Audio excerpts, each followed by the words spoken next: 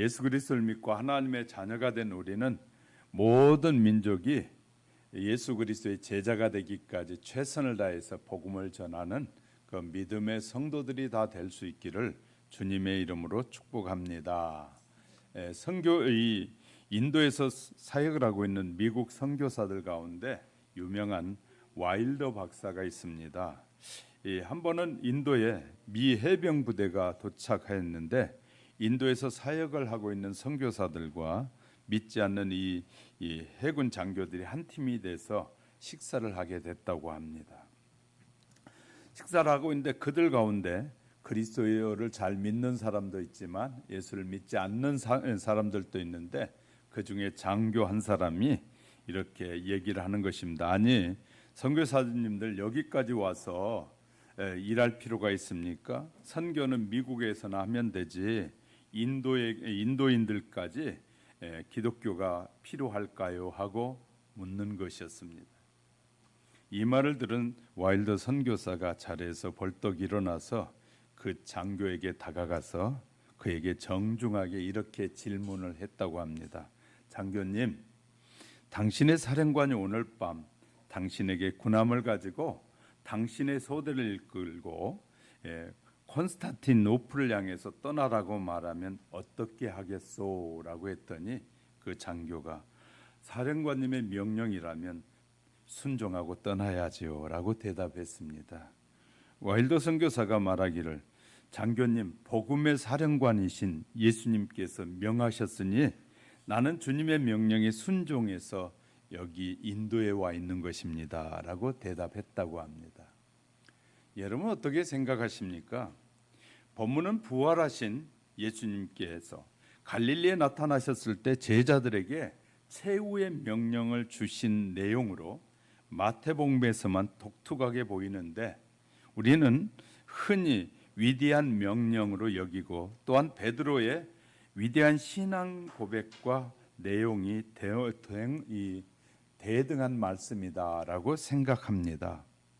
예수님 먼저 지상 명령을 하시기 전에 자기가 그 어떠한 근거를 통해서 그것을 명령을 하시는지를 말씀하셨는데, 즉 하나님께서 하늘과 땅의 모든 권세를 내게 주셨다라고 근거를 제시하고 있습니다. 그러니까 아버지께서 나에게 하늘과 땅의 모든 권세를 주셨기 때문에 그 권세를 가지고 내가 너희들에게 말한다, 명령한다 그 말이죠. 이 지상 명령은 하나님께서 친히 예수님을 통하여 제자들에게 주신 것임이라고 분명하게 말씀하고 있는 것입니다. 자, 예수님은 이 권세로 제자들을 파송하시고 명령하신 것인데 본래 명령이란 타협의 여지가 없는 것입니다. 이 명령은 그리스도인이라면 동서고금을 막론하고 지켜야 할 당연한 명령입니다. 왜냐하면 우리는 예수님을 마음의 주로 모셨고 종은 주인에게 복종해야 합니다. 주님은 우리를 보혈의 피 값으로 주고 사셨고 또 우리는 주님의 소유가 되었습니다. 그러므로 이제 주님의 종이 된 우리는 주님의 명령에는 복종해야 할 의무가 있는 사명자라는 사실을 잊지 마셔야 할 것입니다. 초대교회부터 교회는 이 복음을 전하면서 세워졌다는 사실을 우리는 잊지 마셔야 됩니다. 교회가 세워진 것은 주님의 명령 때문에 교회가 세워진 것입니다. 동시에 교회가 이 땅에 세워진 목적은 복음을 세상에 선포하는 일이었습니다. 선교는 교회의 본질적인 사명 중에 하나입니다. 교회는 전도를 위해서 생겨났고 복음을 위해서 존재한다는 사실을 우리는 잊지 마셔야 됩니다.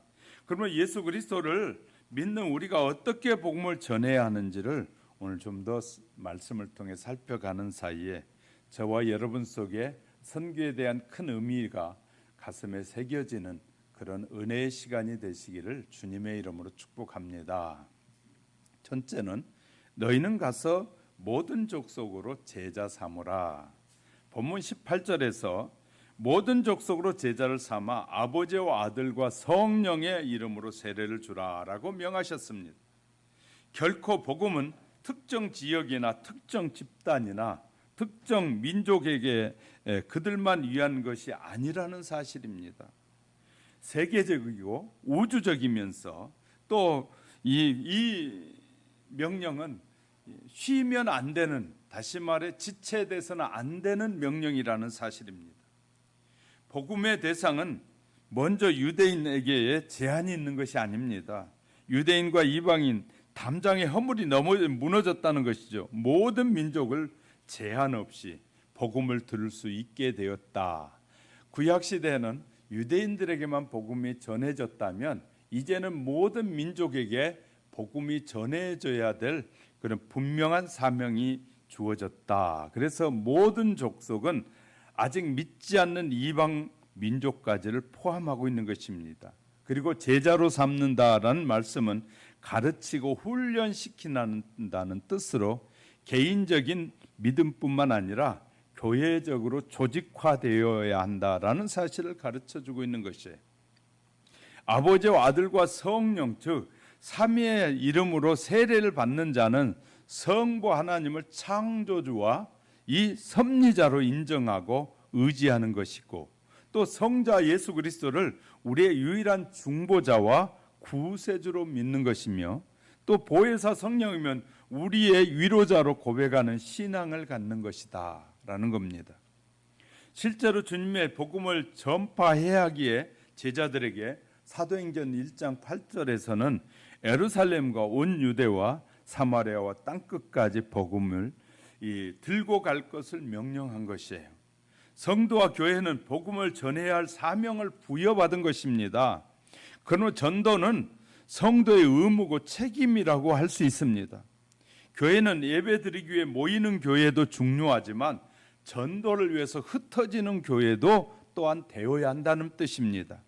그래서 바울을 통해서 말씀하시기를 로마서 10장 14절 15절에 보면, 그런즉 저희가 믿지 아니하는 일을 어찌 부르리요, 듣지 못한 일을 어찌 믿으리요, 이 전파하는 자가 없이 어찌 들으리요, 보내심을 받는지 아니하였으면 어찌 전파하리요, 기록된 바 아름답도다, 좋은 소식을 전하는 바리여 함과 같도다. 전도가 얼마나 중요한 것임을 우리에게 분명하게 말씀해 주고 있는 것입니다. 그러므로 우리가 가서 복음을 전하고 싶을 때 어떻게 전해야 하느냐, 본문에 이 전해야 하는 방법을 제시해 줬는데요. 19절에서 너희는 가서 전도하라고 말씀하고 있어요. 가만히 앉아 있어서는 안 된다는 말이죠. 너희는 가서, 여기서 가라는 말은 현재 진행형입니다. 끝없이 계속해서 가야 할 것을 가르칩니다. 한 번 가고 끝나는 것이 아니라는 거예요. 전도하라고 했더니 한 번 가고 두 번 가고 세 번 몇 번 가보더니 목사님 그 사람 예수 안 믿을 것 같아요, 이런 우리의 생각을 집어넣지 말아야 된다는 거예요. 계속해서 그가 불쌍히 여겨지거든, 그가 예수 믿지 않는 사람이라면, 예수 믿지 않는 모든 사람은 불쌍한 사람이에요. 불쌍한 사람이라면 분명히 자주 가야 돼요. 그래서 정부에서도 이 복지에서도 그렇잖아요.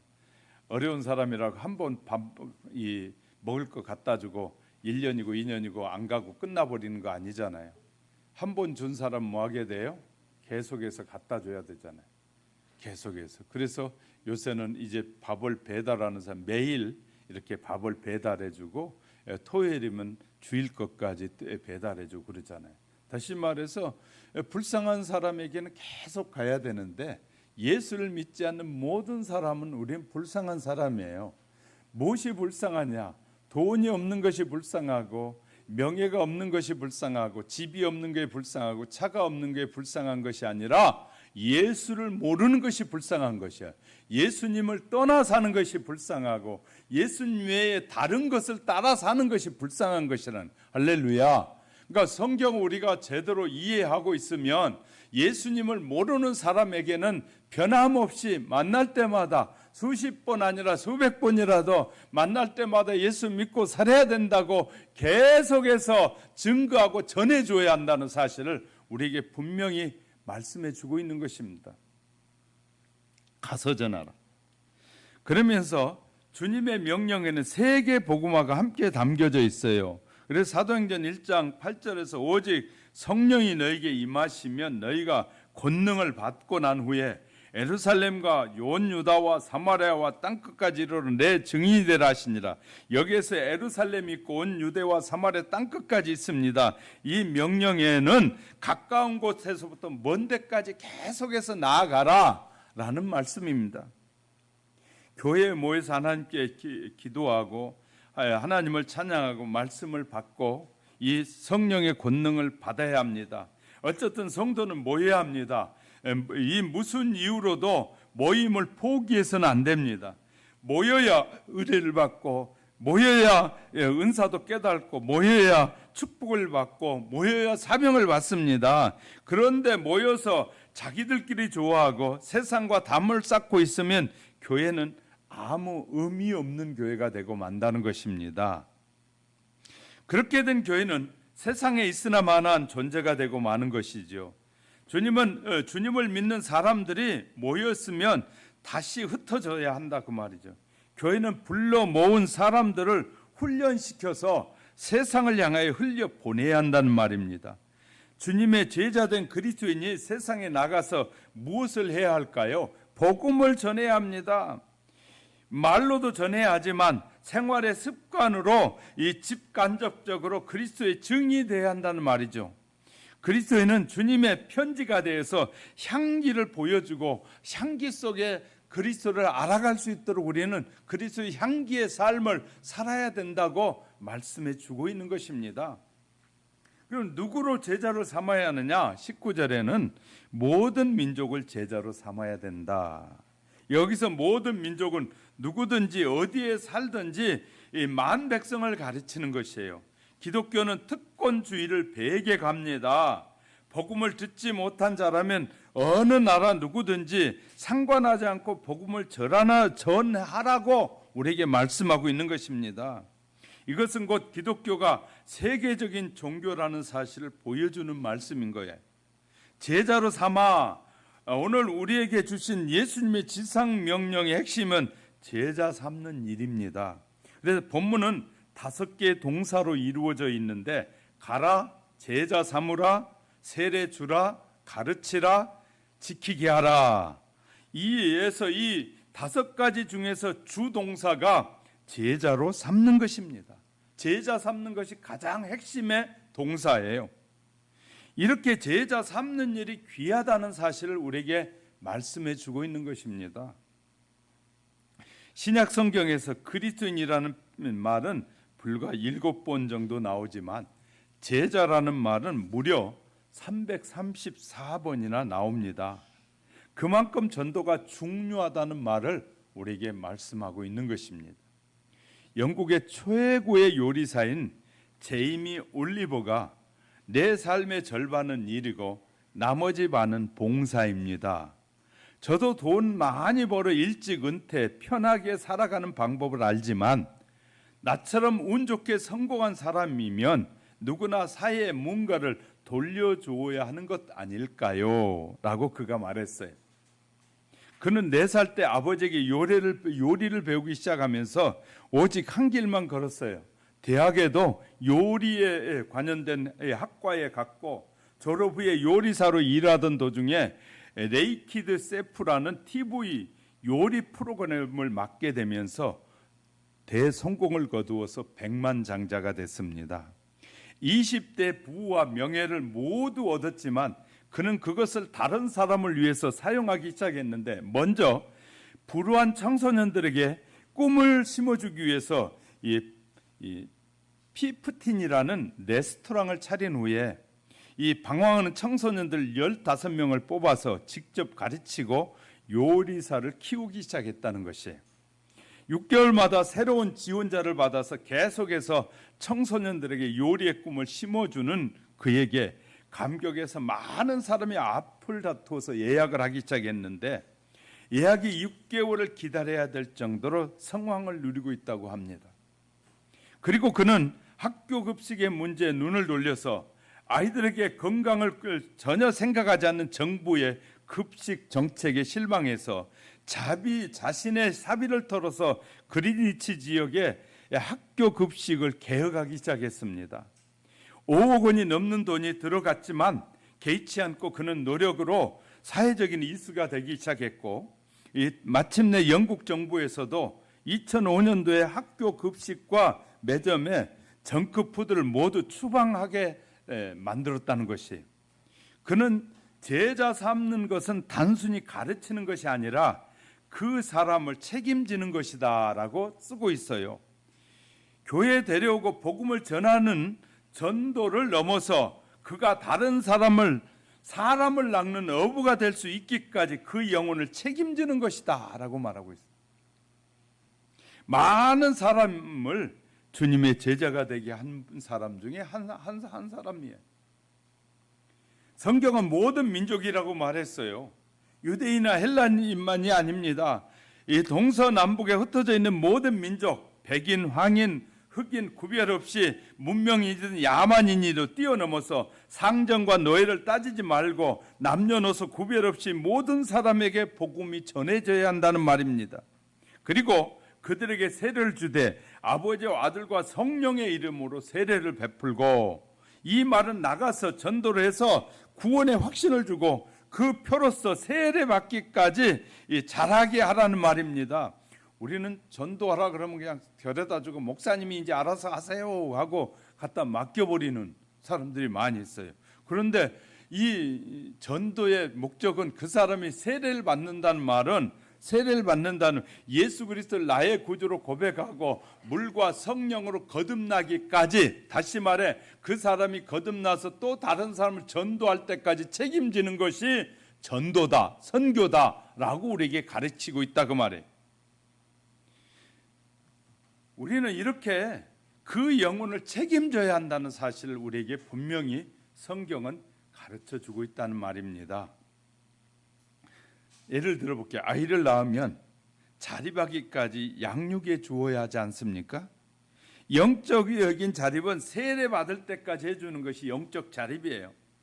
세례를 쉽게 말하면 그리스도와 함께 십자가에 내 자아가 죽고 그리스도와 함께 부활을 경험하게 한다는 뜻인데, 세례에서 물세례, 불세례가 이에 해당되는 것이거든요. 이런 경험을 통해서 오직 예수 그리스도가 나의 구주라고 믿고 이제는 다른 사람에게 복음을 전하기까지 성장하도록 돕는 것이 전도라는 사실을 잊지 마시고, 여러분도 그렇게 하기 위해서 기도하는 성도들이 되시기를 주님의 이름으로 축복합니다. 두 번째는 교훈해 준 모든 것을 가르쳐 지키게 하라는 것입니다.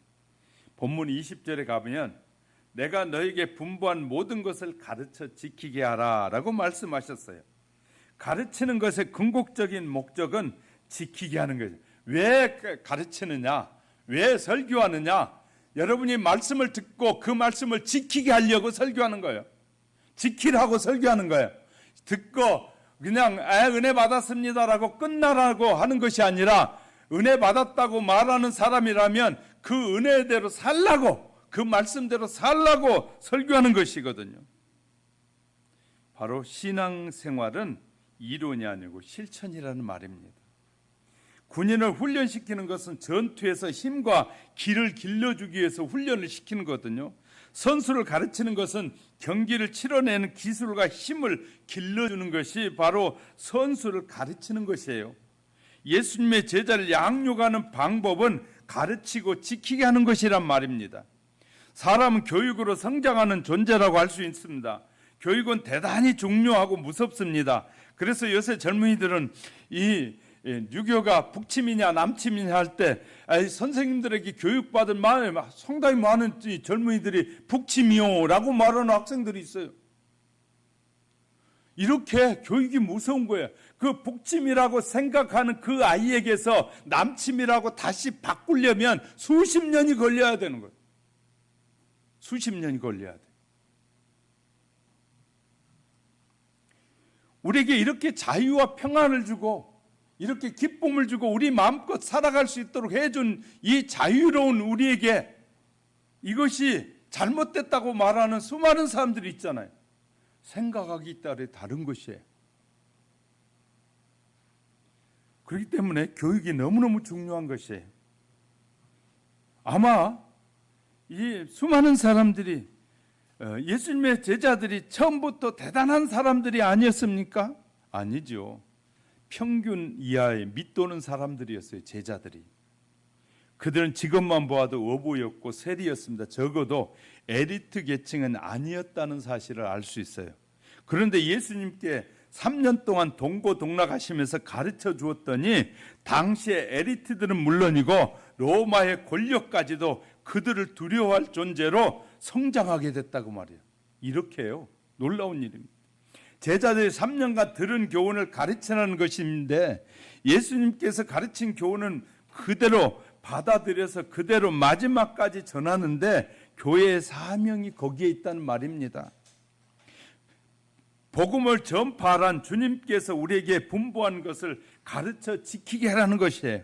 그리고 가장 중요한 것은 그대로 지키게 하라는 것입니다. 그래서 야고보 사도는 야고보서 2장 17절에서 행함이 없는 믿음은 죽은 믿음이라고 말을 하기까지 했어요.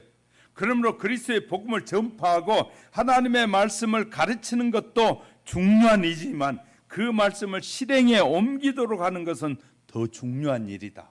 할렐루야. 더 중요한 것이. 사도 요한은 계시록 1장 3절에서 말씀을 읽는 자와 듣는 자들과 그 가운데 기록한 그 말씀을 지키는 자가 복이 있다라고 분명하게 우리에게 말씀해 주고 있습니다. 또 우리가 복음을 전할 때 주의해야 할 것은 전하는 자의 사상이나 가르치는 자의 사상이 아닌 주님의 뜻을 전하고 가르쳐야 한다는 사실을 우리는 잊지 말아야 할 것입니다. 성도는 예수님을 믿음으로써 거듭나지만 이 말씀을 배우고 지켜서 하나님의 일꾼으로 양성되는 것입니다. 하나님께서는 당신의 백성을 훈련하실 때 신명기 32장 이 11절 12절에 마치 독수리가 자기 보금자리를 어지럽게 하여 자기 새끼 위에 나풀거리면서 그의 날개를 펴서 새끼를 받으면서 그 날개 위에 그것을 엎는 것 같이 여호와께서 홀로 그를 인도하셨다라고 말해요. 우리 많은 사람들이 교회 안에만 머물러 있고 이 복음을 믿는다고 하면서 전하는 일을 두려워하고 염려하는 것은 이 실천하지 않고 있다는 것이거든요. 우리는 당연히 내가 믿는 그 믿음에 대한 확신이 있고 이 믿음이 내게 진실로 믿는 믿음이라면 다른 사람이 열심히 자랑해야지. 자식이 사준 금반지는 자랑하고 자신이 남편이 사주고 아내가 사준 것들은 목걸이나 그런 건 자랑하는데 예수님을 자랑하지 않는 사람이 얼마나 많은지 몰라요.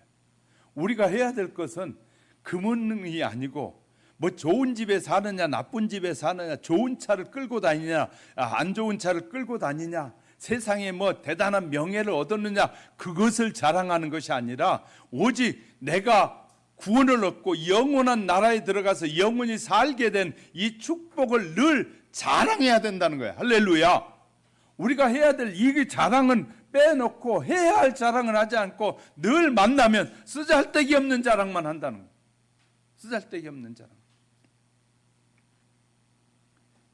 자, 우리가 잘 알아야 돼요.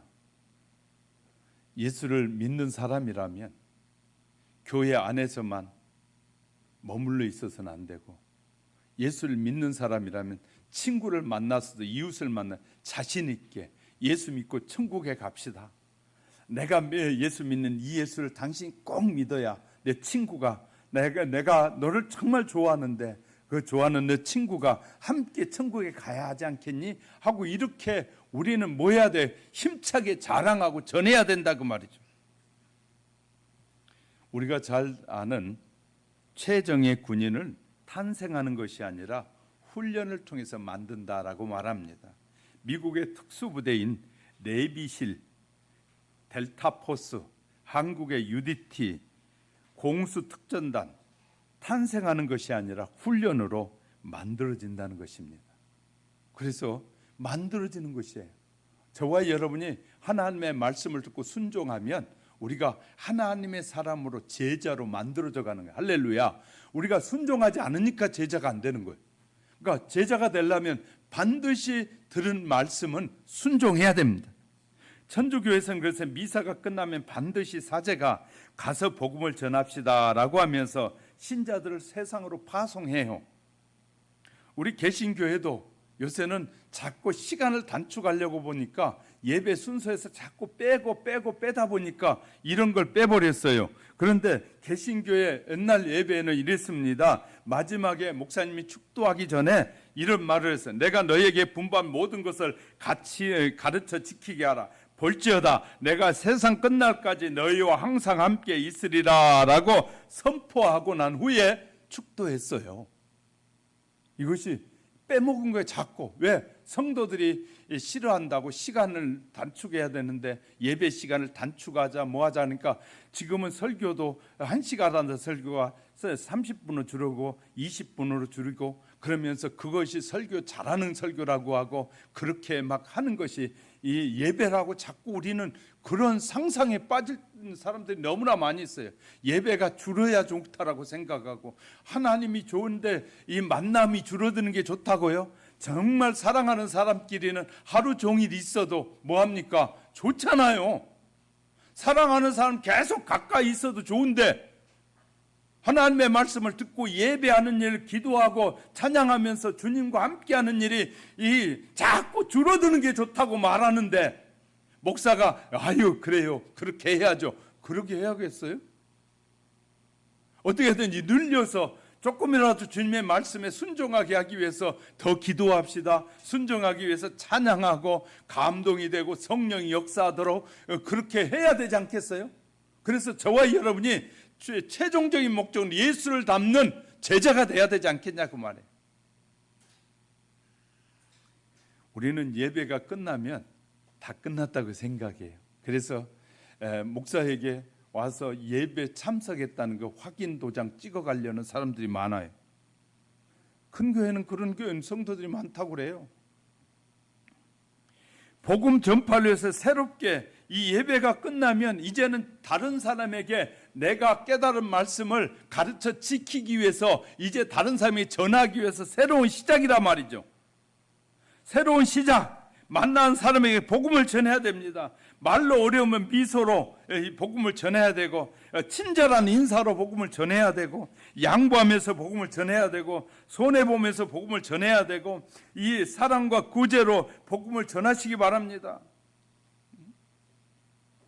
너무너무 중요한 것이에요. 저희 들어간 아파트 이 수의하신 분이 나이가 많잖아요. 내가 들어가면 갔더니 우리 원래 살던 집 사람 막 욕을 하는 거예요. 그러면서 막 쌍욕을 하면서 막 그래요. 그래서 제가 웃으면서 아유 선생님 어르신 고향이 어디요? 그랬더니 장흥이라는 거예요. 아유 장흥 사람들 참 좋은 사람들인데 왜 그러세요? 그랬더니 나는 못된 놈이야 그래. 아니 그 동네 사람 참 좋아요. 저 그랬어요. 그랬더니 조금 누워져 내렸어요. 그래서 선물도 하나 갖다 드리고 아이고 잘하시죠 뭐 하고 몇 번 했더니 요새 내가 나올 때 계시면 내가 창문 내리고 오늘도 좋은 하루입니다 수고하세요. 그분이 요새 만나면 그분이 먼저 나이가 호연 분이 먼저 인사해. 내 차만 보면 인사해. 그 나는 내리고 인사해. 아이고 수고하십니다.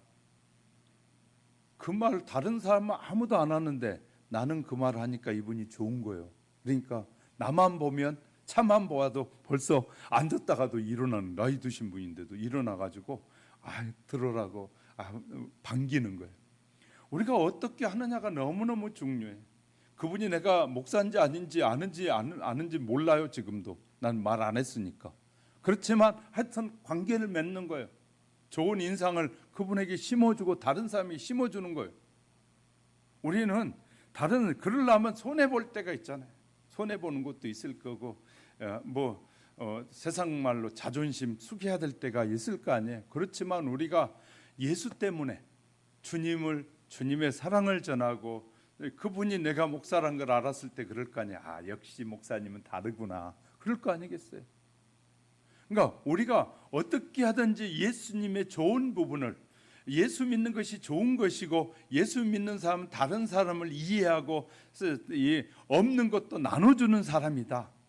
내가 조금 덜 먹더라도 나눠주고 자꾸 베풀려고 하면 쌓아놓고 썩히지 말고 썩기 전에 빨리 베풀고 나눠주면 그것이 주의 영광이 될 것이에요. 쌓아놓고 썩은 다음에 쓰레기로 버리면 그건 이 땅을 오염시키지만 그 전에 내가 안 먹을 것 같으면 빨리 나눠줘서 다른 사람으로 하여금 기쁨이 되게 하고 예수 믿는 사람 자꾸 나눠준다는 의식을 갖게 해서든지 하여튼 좋은 소식을 다른 사람에게 전해주는 것은 우리가 해야 될 일이란 말이에요. 할렐루야. 우리는 우리의 삶을 통해서 열심히 예수님을 전해야 됩니다. 저도 저의 이미지가 나빠지지 않게 하려고 저가 누구인지를 알게 됐을 때 역시 목사님이구나라고 하기 위해서 저도 열심히 하려고 노력하는 거예요. 우리 모두 함께 그래야 된다는, 목사만 그래야 되는 것이 아니고 우리 주의 말씀을 듣는 모든 사람들은 똑같이 그래져야 돼. 예수쟁이들은 식당에 와서 훨씬 더 복잡하고 그 사람들 말도 많고 막 그런 소리 들으면 안 되잖아요. 우리는 다른 사람들하고 함께 가서 그래도 놔두라 그래. 조금 덜 먹으면 되니까 그냥 덜 하라고 그래. 왜냐? 우리가 예수 믿는다는 사실을 기도하면서 보여줬잖아요. 기도했잖아요. 그런데 그 사람들에게 인상 쓰면서 그냥 반말 툭툭 하면서 하면 그 사람들이 좋은 인식을 갖겠냐 말이에요. 그러니까 우리가 말을 통해서라도 그들에게 정말 예수 믿는 사람들의 아름다움을 드러내야 되는데 아름다움이 다 감춰지고 세상 사람보다 더하더라 라는 말을 들으면 그것은 주의 영광을 가리고 살아가는 것이에요. 친구들에게도 마찬가지고 누구에게든지 그들이 안 나오려고 하는 아이들이 친구들이 나 때문에라도 교회를 나와야 되고 나 때문에라도 교회 가야지 내가 손해보더라도 조금 더 수고하면 그 사장이 저 사람은 정말 다르구나 그렇게 해야 되는데 우리는 어떤 요령을 피워서 그 사람들에게 잘 보이려는 것이 아니라 내 시간을 할애해서라도 예수님 때문에 할례하고 예수님 때문에 다른 사람에게 좋은 인상을 끼치려고 하는 것이 필요하단 말이에요. 할렐루야. 예수님 때문에. 이렇게 우리는 주님의 유언을 잘 지키는 성도들로 성장해 가는 우리가 되기를 주님의 이름으로 축복합니다. 세 번째는 세상 끝날까지 우리와 함께 하시겠다고 약속하신 거예요. 주님께서 계속해서 세상 끝날까지 중단 없는 영으로 임하시겠다고 우리에게 약속하셨어요. 이 말씀은 항상 우리와 함께 실제로 계신다는 의미거든요. 성도는 이 세상에 혼자 사는 것이 아니라는 거예요. 성도는 주님 앞에서 주님과 함께 살아가는 삶입니다. 주님께서 우리에게 말씀할 내가 너희를 고아와 같이 버려두지 아니하시겠다고 말씀하셨어요. 주님은 지금도 우리의 삶 속에 역사하고 함께 하신다고 말씀하셔요. 주님께서 우리와 함께 하신다는 약속은 이미 그의 탄생 때부터 한 거예요. 예수님이 탄생할 때부터 우리와 함께 하시겠다고 마태복음 1장 25절을 보니까 보라 처녀가 잉태하여 아들을 낳을 것이요 그 이름을 임마누엘이라 이를 번역한즉 하나님이 우리와 함께 계신다함이라. 예수님은 탄생하시면서부터 우리와 함께 하신다고 약속하신 거예요. 태초부터 우리와 함께 하셨고 앞으로 영원토록 그의 백성들과 함께 하실 것을 약속하신 것입니다. 하나님께서 우리와 함께 하신다는 임마누엘의 신앙이야말로 성도들의 가장 필요한 신앙의 의식이고 확신이고 축복이라는 사실을 믿으시기를 주님의 이름으로 축복합니다. 믿으세요. 예수님께서 승천하시기 전에 분명히 명령하시잖아요. 18절에서 20절 하늘과 땅의 모든 권세를 아버지께서 내게 주셨으니 그러므로 너희는 가서 모든 민족으로 제자를 삼아서 아버지와 아들과 성령의 이름으로 세례를 베풀고 내가 너에게 분부한 모든 것을 가르쳐 지키게 하라. 이 주님의 명령을 받은 우린 지금 무엇이라고 대답하면 될까요? 우리는 무엇이라고 대답해야 할까요? 개인적으로 주어진 시간, 우리는 그 시간은 우리를 기다려주지 않습니다. 내가 좀 이따가 전도할게요. 내가 다음에 할게요. 더 내가 믿음이 좋으면 할게요. 더 좋은 믿음을 가지고 할게요 하는데 그 좋은 믿음이 그때 좋은 믿음이 되지 않는다 그 말. 시간은 기다려주지 않습니다. 우리 이 시간에 주님의 명령에 순종해야 됩니다. 만일 우리가 주님의 진정한 제자라면 아무런 변명은 해야 될 이유가 없는 것이에요. 왜 그럴까요? 전도엔 무슨 변명이 통하지 않습니다. 전도를 못하겠다고 어떤 이유로도 대답할 수 없습니다. 전투 현장에서 상관의 명령에 불복종하면 총살감이에요. 전쟁을 지휘하는 지휘관에게는 그런 고난이 주어져요. 너에게 맡겨진 사람들은 네가 통솔을 해야 되는데 그들이 너의 말을 듣지 않으면 즉석에서 사살해도 된다는 거예요. 그래서 군인 세계에서는 오직 상관의 명령에 복종하는 것이잖아요. 다시 말해 앞에 전진해야 되는데 앞에 고지가 있어서 전진해야 되는데 아유 무서워요. 나 전쟁 총을 쏘는데 보세요. 저 사람 죽으니까 겁나요. 하고 전쟁하면 그 전쟁에 패배하는 거예요. 그러면 그 패배하면 그 사람만 겁먹어 죽은 것이 아니라 패배하는 것이 아니라 그를 지휘하는 모든 지휘부까지 함께 패배하게 되는 거예요. 그래서 중요한 것이에요. 맨 앞에 서 있는 사람들은 오직 주의 이 명령에 순종할 때 그 전투에는 승리하는 거예요. 그래서 하나님은 이 사도 바울을 통해서 에베소 교회 성도들에게 권면하면서 이렇게 말씀하셔요. 에베소 6장 10절부터 17절에 보면 너희가 주 안에서 그 힘의 능력으로 강건하여지고 마귀의 관계를 능히 대적하기 위하여 하나님의 전신갑주를 입으라. 그리고 영적 싸움을 해라. 계속해서 우리는 영적 싸움을 해야 되는데 어느 주님의 나라에 들어갈 때까지 우리는 하루도 쉼 없이 우리의 생명이 마지막 주님 앞에 부름받는 순간까지 계속해서 크리스찬들은 영적 싸움을 해야 될 것입니다. 전신갑주를 입고 하나님의 말씀에 의해 이 흉배를 붙이고 늘 싸워야 되는 거예요. 우리는 깨어있지 않으면 하나님의 말씀을 붙잡고 깨어있지 않으면 영적인 마귀에게 전쟁에 패할 수밖에 없는 것이에요. 예수 믿지 않는 사람들은 계속해서 믿는 자를 공격할 것이고 끊임없이 공격할 것인데 우리가 끊임없이 잠자고 있으면 그 전쟁에 패하고 그의 유혹에 무너지게 될 것이에요. 우리는 흔들리지 말아야 됩니다.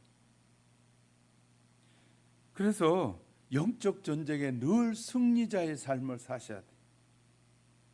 영적 전쟁에 승리하려면 주님이 도우심이 없이는 승리할 수가 없어요. 성령님이 역사해 주시지 않으면 승리할 수 없어요. 세상의 지식은 엄청나게 발달해요. 그래서 마귀는 이 자기의 사람 졸개들에게 막 갖가지 지식들을 줘가지고 믿는 자를 넘어뜨리기 위해서 수단과 방법을 가리잖아요. 그런데 우리는 마귀는 그렇게 연구해가지고 자기의 이 제자들에게 막 가르쳐서 믿는 자를 넘어뜨리려고 하는데 우리는 가만히 있으면 가만히 있고 우리가 성장하지 않으면 결국 패배해요. 어떻게 해야 돼요? 우리 하나님은 마귀의 지혜보다 더하신 분이잖아요. 지혜가 더 충만하시면 우리가 하나님 앞에 잡고 기도하고 주의 말씀을 붙잡고 성령님을 의지하면 성령을 통하여 위로부터 내리는 신령한 지혜와 능력이 계속해서 우리에게 부어짐으로 그 마귀의 권계를 수많은 괴계를 이길 수 있는 능력을 하나님이 주시는 거예요. 할렐루야. 그래서 그 능력으로 승리하는 거예요. 우리가 지혜로워서 승리한 것이 아니라 하나님이 우리에게 베풀어 주신 성령을 통하여 교회들에게 말씀하신 그 성령이 우리에게 말씀하시는 것에 순종했더니 주의 말씀에 순종하는 것이고 주의 말씀에 순종했더니 하나님께서 이기게 하시는 거야. 할렐루야. 그 능력으로 우리가 살아야 된다는 거예요. 그러려면 우리는 하나님의 말씀에 아멘으로 순종하고 그 말씀을 지키는 것입니다. 그래서 20절 볼지어다 내가 세상 끝날까지 너희와 항상 함께 있으리라. 주님께서 세상 끝날까지 우리와 항상 함께 하시겠다고 분명히 약속하셨어요. 예수님께서 항상 함께 하시겠다는데 뭐가 두렵고 걱정이 되십니까? 예수님이 함께 하신다는데 아니 코로나가 뭐가 걱정이 되십니까? 주님이 함께 하시겠다고 약속하시는데 주님을 따르다가 실패하고 엠마오로 내려갔던 제자들에게 함께 하셨던 주님은 오늘도 우리와 함께 하십니다. 엠마오로 내려가는 제자들에게 주님이 찾아가셔서 그들에게 하나님의 말씀을 이사야가 말했던 이사야 선지자를 통해 하였던 말씀들을 해석해 주니까 그들의 귀가 열리게 되고,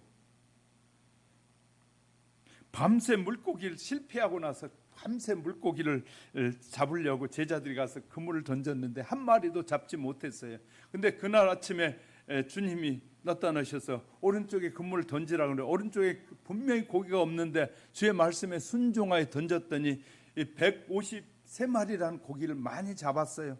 잡을 뿐만 아니라 주님은 고기를 잡아놓고 구워서 떡도 구워놓고 하면서 먹으라고 말씀하셔요.